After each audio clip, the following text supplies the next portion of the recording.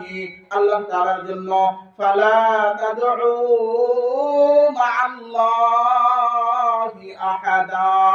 ও দুনিয়ার মুসলমান ইমানদার, তোমরা আল্লাহ তাআলার সঙ্গে অন্য কাউকে ডেকো না। বলে সুবহানাল্লাহ। কিন্তু আফসোস, কিছু মুসলমান বিপদে পড়লে দয়াল আমার রক্ষা করো, সে তার পীরে ডাকতে থাকে।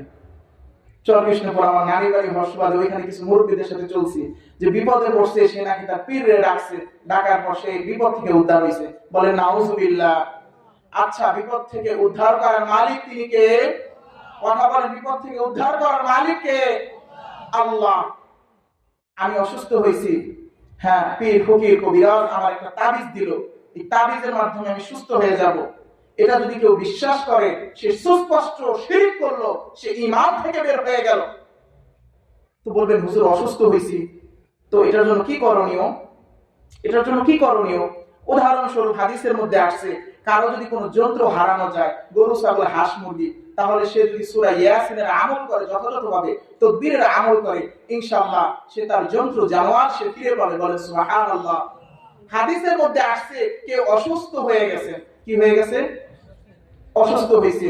এখন সে যদি 7 বার সূরাতুল ফাতিহা অথবা 41 বার সূরাতুল ফাতিহা যথাযথ নিয়মে সে যদি আমল করে, ইনশাআল্লাহ আল্লাহ তাকে পরিপূর্ণ সুস্থতা নসিব করবে। বলে সুবহানাল্লাহ। আমরা এগুলো মানতে রাজি না। আমরা পীরের কাছে যাই, ফকিরের কাছে যাই, টাকা দিলাম, গরু দিলাম, ছাগল দিলাম, নাও তাবিজ দাও, তাকবীর দাও। বলে নাউজুবিল্লাহ। নামাজ পড়তে বললে যদি বলা হয় ভাই নামাজ পড়ো না কেন? বলে ভাই আমার তো নামাজ পড়ার কোনো দরকার নাই, কিয়ামতের দিন আমার পীর আমাকে জান্নাতে নিয়ে যাবে। বলে নাউজুবিল্লাহ। মান যাল্লাযী ইয়াশফাউ ইনদাহু ইল্লা বিইذনি ইয়ালামু মা বাইনা আইদিহিম ওয়া মা খালফাহুম। আল্লাহ তাআলা ডাক দিয়ে বলে কিয়ামতের দিন আমার অনুমতি ব্যতীত কেউ সুপারিশ করতে পারবে না।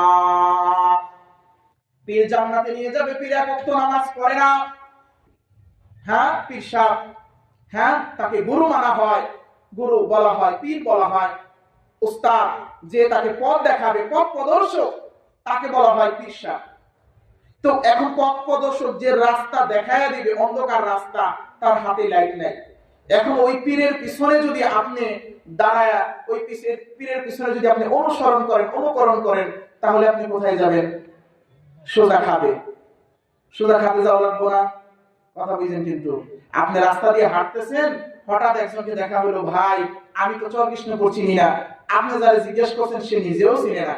এখন সে বলল হ্যাঁ ভাই, নিয়ে আসবো, শর্ত একটা। কি